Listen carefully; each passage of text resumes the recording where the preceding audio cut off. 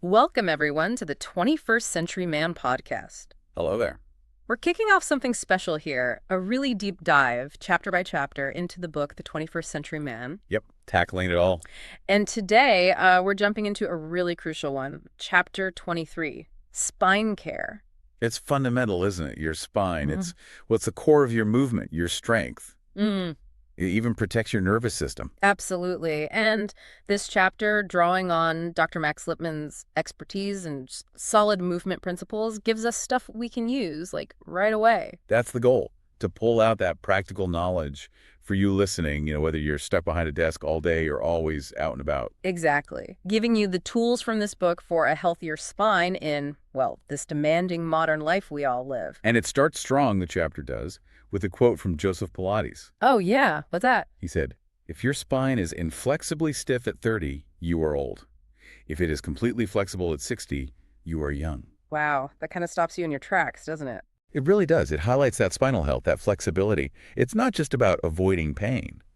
It's deeply linked to, well, feeling young, feeling vital, no matter the number. Definitely changes how you think about it. And the book connects this straight away to our daily grind, asking us to think about our work almost like an athletic event. Exactly. Are you training your body for what you ask it to do every day? Whether that's playing football or, sitting typing for 10 hours straight, the stresses are different, but they're there. Right. So what's the first step then, according to the chapter? It's actually simpler than you might think. It's about developing awareness, spinal awareness. Okay. Not some fancy exercise then. Not initially, no. It's more fundamental. It's about continuously paying attention. Mindfulness of your body, really, all day long. Hmm. How do they suggest you do that? Well, the book throws out some great questions to get you started. Things like, just pause and think. How do you actually sit in your car? Okay. How do you All right. sit at your desk? Do you have a sit-stand setup? How are you holding your rib cage right now? Hadn't even thought about the rib cage one. Right. And are you breathing deep down into your belly, or is it all shallow up in your chest? And that core question again, how are you training for your job? So the actionable takeaway is just start noticing. Pretty much. Start paying attention to those things. Observe your habits. No judgment, just awareness. It's the foundation. Makes sense. Build from that awareness. Yeah. What comes next? Then it moves into the idea of a self-assessment, kind of auditing yourself. Auditing, like looking at your habits more formally. Exactly. Looking at your sleep patterns, which, okay, chapter 29 goes deep on sleep, but it gets a nod here because it's so important. Also, really examining your work environment. Seeing where the physical stresses are coming from. Precisely. And looking honestly at your daily movement, or maybe lack thereof, it gives you a clear baseline. And once you have that awareness, that assessment, what do you do with it? You practice intentional awareness, using what you've learned about yourself to stay connected to your body, making, conscious choices throughout the day that actually support your spine. Got it. So awareness first, then intentional action. Now, I think the chapter gets into the spine itself, right? The actual structure. It does, yeah. And it calls the spine magnificent, which honestly, it is. Figure 23.1 in the book gives a great visual. It's this amazing blend of strength and flexibility, plus it's protecting that super important nervous system. It's made up of what, 26 bones? And all the muscles around them. Yep, 26 vertebrae plus the surrounding muscles. And the key design feature is that natural S-curve. The S-curve. Okay, explain that a bit. You get the curve in your neck, the cervical curve, then the one in your mid-back thoracic, and the inward curve in your lower back, the lumbar curve. And that S shape isn't just random. Not at all. It's brilliant engineering.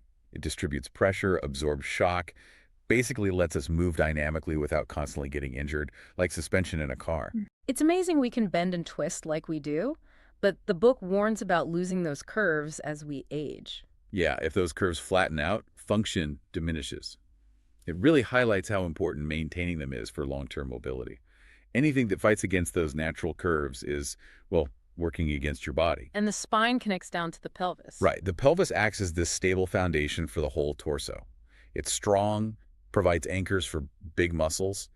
It's like the base supporting the column. And the pelvis itself is made of fused bones. That's right. You've got the sacrum, which is 5 fused vertebrae, the coccyx, the tailbone, usually 2 bones, and then the ilium, ischium, pubis forming the pelvic bowl. So the spine and skull protect the nerves, and the pelvis anchors the muscles that keep us upright and moving. Exactly. It's a Yeah. really smart system. And don't forget the discs between the vertebrae. Ah, yes, the cushions. Super important, right? Absolutely vital. They distribute all the forces we put on our spine daily. And they have that sort of jelly donut structure. That's a perfect analogy. A tough outer ring, the annulus fibrosus, holding in a gel-like center, the nucleus pulposus, that gives us shock absorption and flexibility. It lets the spine compress without losing power. But even with this great design, things can go wrong. What does the chapter say about common problems? Well, the obvious stuff like falls, accidents, sports injuries, but also the slower creeping things, bad posture over time, repetitive stress from work or hobbies, and arthritis, especially osteoarthritis as we get older. Okay, so that leads nicely into the next big topic, dealing with sitting too much, sedentary work styles. Yes, a huge issue for so many of us. The chapter really pushes the benefits of using a sit-stand desk. And the benefits go beyond just back health. Oh yeah, better circulation, which we'll touch on more, Right. but also things like better muscle tone in your legs, calves, and thighs. People often notice that pretty quickly. And more energy. I hear that a lot. Definitely. Yeah. A lot of people report feeling less sluggish. And there's this interesting ripple effect the book Oh, mentions. what's that? Being more intentional about moving often leads to being more intentional about other things like eating better or sticking to exercise routines. One good habit encourages another, you know? That makes sense. It's about building good daily habits, not just looking for one fix. Precisely.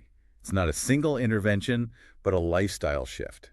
And the book contrasts different jobs well. Like a server versus a tech worker. Exactly. A server might be moving constantly, while someone in tech needs to be much more deliberate about building movement into their day. So what are some practical strategies the chapter suggests? Simple things, really.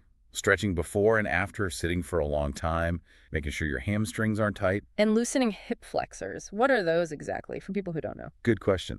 They're the muscles at the front of your hip. They let you lift your knee towards your chest or bend at the waist. They get really tight from sitting. Okay, so stretch hamstrings, loosen hip flexors. Yeah. What else? The basics. Sit correctly when you're sitting. Use that sit-stand desk or a riser if you can. Get up and stretch, move around several times an hour. Don't just stay locked in place. And daily walking or running. Crucial. And for home workers, it even gives tips for DIY sit-stand setups using like a credenza or a dresser. As long as it's the right height, elbow height, arms at an L shape. That's the guideline, yeah.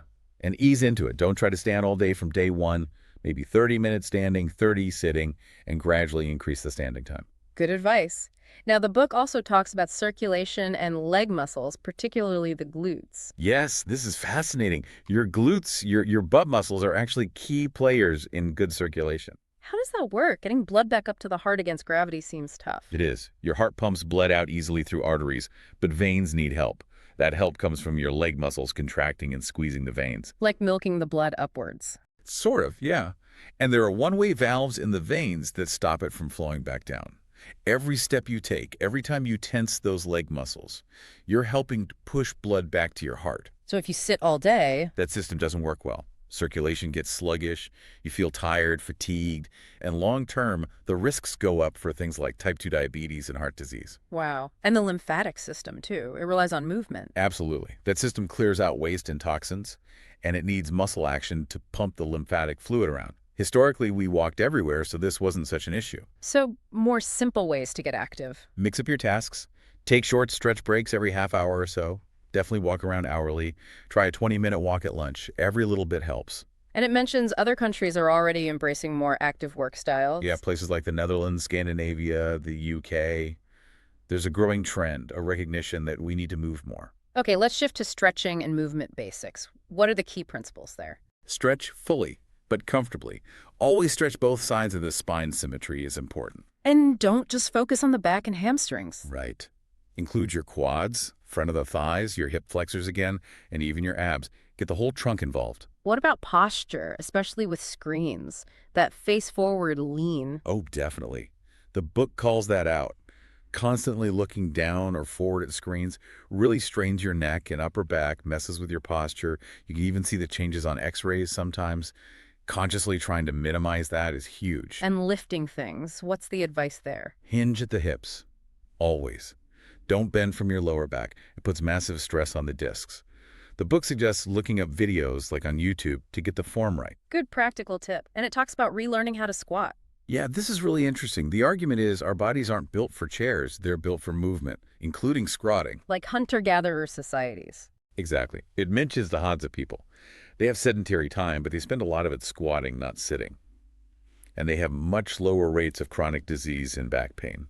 Is there research backing that up? Yep, it cites a 2020 USC study suggesting that just transitioning between sitting and squatting regularly has real health benefits. We're talking body weight squats here, not heavy lifting, just the movement pattern. So for desk workers, the plan should involve activating certain muscles. Yes, activating the psoas, those deep core muscles connecting spine to leg and lengthening the front of the hips, which gets so tight. Because chronic sitting weakens the back muscles. It does. They can even get infiltrated with fat, become stiff, less effective. That increases your injury risk and chance of chronic pain. So engage the glutes along with the lower back for good posture. Absolutely. Engage those glutes. Foundation training gets a mention as a good resource for learning how. There's definitely more focus now on strengthening that whole posterior chain, everything down the back of your body. Okay, one more key area, the pelvic floor. Often overlooked. Very often. But excessive sitting messes with your control over those pelvic muscles too. Leading to back pain and tight legs. It can contribute, yeah, along with other issues. The book suggests things like pelvic thrusts, deep breathing, decompressive breaths, and again, stretching hip flexors and opening the rib cage. All to avoid things like low back pain, sciatica, degenerative discs. Right. Muscle spasms, Yeah. arthritis, strengthening and regaining control of that pelvic area is protective. And it mentions tools like a hip hook or so right. Yeah, for targeting those really deep pelvic and hip flexor muscles, like the iliacus, which are hard to stretch otherwise. So wrapping up, the chapter connects all this physical stuff to something bigger. It does, beautifully. It links spine care to a wider philosophy, learning, teaching, love as being fundamental to a meaningful life. It encourages self-reflection, understanding others, sharing knowledge. That's a nice touch. Yeah. So the final message is, Sit less, stretch more, move more. Aim for a healthy, pain-free, vital life. And honestly, this chapter and the whole book, The 21st Century Man, it's just packed with such valuable, actionable stuff to help you do that. It's a fantastic guide. couldn't agree more. It really lays it out clearly. We definitely encourage everyone listening to check out the whole book. It's worth your time. Absolutely. Really empowering information in there. Well, that brings us to the end of this deep dive into Chapter 23, Spine Care, here on the 21st Century Man podcast. We really hope this gave you some practical insights and maybe some motivation to take care of that amazing structure supporting you. Yeah, remember that power of just being aware, the importance of movement, and appreciating the spine's incredible design. So join us next time, won't you? We'll be diving into Chapter 24, Keeping Your Vision Sharp, right here on the 21st Century Men podcast. Looking forward to it.